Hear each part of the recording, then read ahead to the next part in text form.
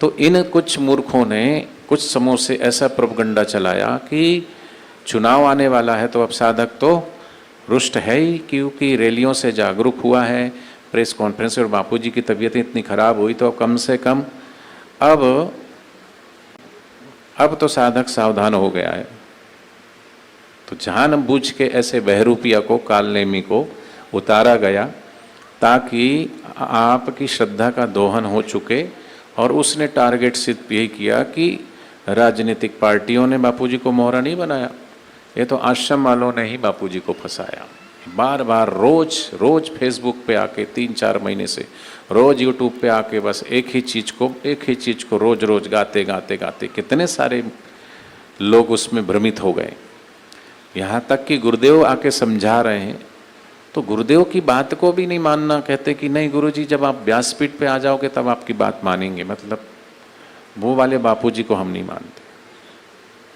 ऐसी इनकी मति हो गई, इतना इनका स्तर गिर गया। ये दिन रात उस निंदक की निंदा शिविर में जाके और इस तरीके से जो प्रोपगंडा खड़ा करके ऐसी इनकी मति हो गई, और रोज ये लोग उनके साथ में साथ मिलाएंगे। तो भैया कबीरा निंदक ना मिलो पापी मिलो हजार, एक निंदक के माथे पर लाख पापीन को मार। फिर ऐसे निंदकों के चक्कर में आने वाले साधकों को आप भी ऐसी जो उनकी मेजोरिटी, उनकी अगर उस विचारधारा के जो लोग होते हैं ना, वो आश्रम में आना छोड़ देते हैं, आश्रम की सेवा से वो अलग हो जाते हैं। होंगे ही, जब तुम दिन रात निंदा करोगे गुरुद्वार की, गुरुद्वार पर रहने वाले उन सभी सेवा प्रवृत्तियों को चलाने वाले साधकों की। पहले तो इन्होंने बोला कि भाई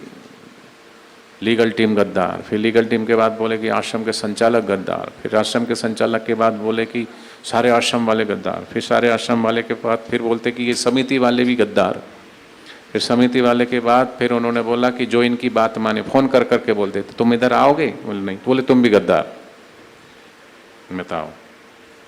बस यही दूध के धुले हैं, यही पाक साक हैं। और इनको सर्टिफिकेट बांटने का ठेका किसने दिया? और इनका सर्टिफिकेट हमें चाहिए ही नहीं है, और ना हमें इनके मूर्खों की मार्गदर्शन की आवश्यकता नहीं, जो ये कहे कि आश्रम जाके क्या हो जाएगा, ऋषि प्रसाद बांट के क्या हो जाएगा,